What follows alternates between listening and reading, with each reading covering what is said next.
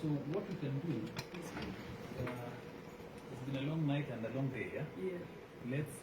Let's take a mention date, yeah? And then we can summon the investigating officer, Mr. Jibril, yeah? To shed light, because through I understand he is communicated through a message. Let's take a mention, and then also we should follow up on this, yeah? Because as a court we cannot investigate. That is true. Yeah, we don't have that mandate, yeah? The resources. With your kind permission, now that you've called upon me, allow me to just say this. Number one, that I have been there for about 8 years, and at no point has any board member or commissioner have access to exhibits.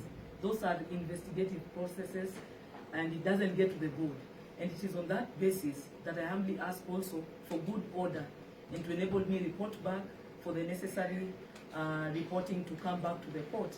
It would be good for us to get the exact timing, the details of the timing of those messages. He has just given us the number, and Jibril confirms that that number is actually the OCS's number.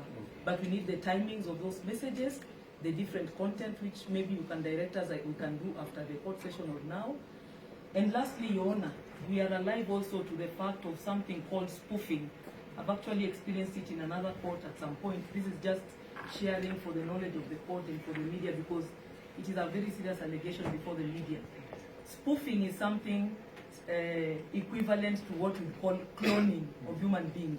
So that when you want to issue your phone, I'm not accusing anybody, but I'm just giving you a possible scenario. Before you issue your phone for an investigative process, that spoofing happens. So concurrently, something is happening behind the scene to be seen as if your phone is still active elsewhere, yet it is controlled by a different gadget and even a different SIM card.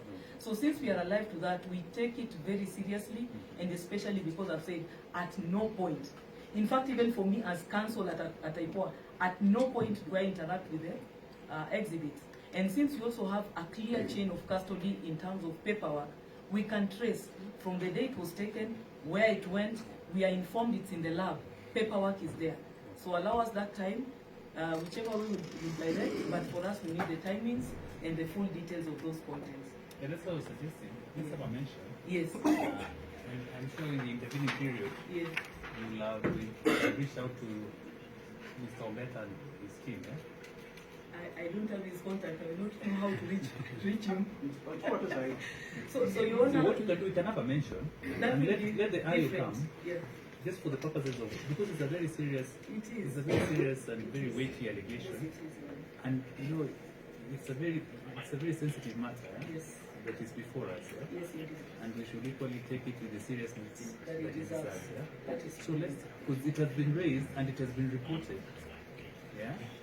So let's have a mention where now the lead investigating officer, we said Mr. Jibril will come to court. Yes. Only for purposes of confirming, because he's the one in custody of the same phone, yeah? Yes. Yeah. So we can agree on a date. So that Your Honor, as we agree on the date. Yes. Remember, Your Honor, the report now has not been made to them. They are the ones who are standing like suspects. So the matter has been reported to Langata police station. So Mr. Jibril, at the end, I did the